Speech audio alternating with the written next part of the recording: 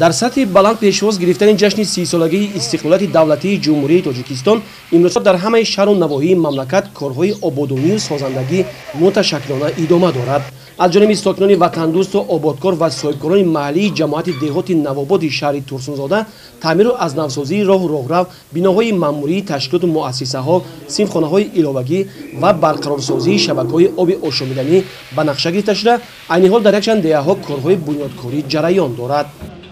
مؤسسه‌ای که ما امروز قرار داریم نه اونقدر با طلبات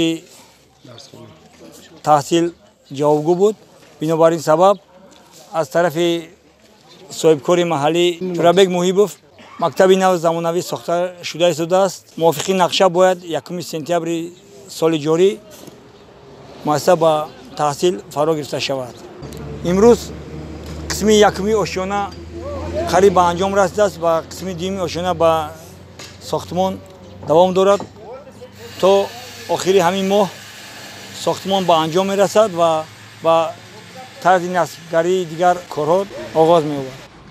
در همه دهه‌های حدود جماعت دهات رگار شهر ترسونزاده باشد نزدیک به 30 ساختمان انشاءاتی تعییناتشان گوناگون به نقشه گرفته شده است. با ساخته به استفاده دادن انشاءات زیادی دارای تعیینات گوناگون در اینجا ساکنان زیاد با جای کار و معاش خوب تامین خواهند شد.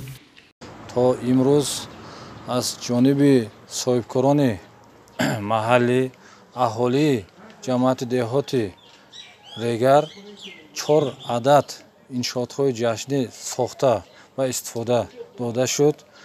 در 13 انشاءات‌ها کارهای ساختمانی دوام دارد. 4 تا انشاءات‌هایی که به ساخته و استفاده داده شد از اینها فرمای مرغ‌پروری میباشد. با استحصال گوشت مرغ مشغول میباشد. یک تاش در مرکز سودا میباشد. با یک عددش بنگاهی طبی میباشد که ساخته با استفاده داده شد.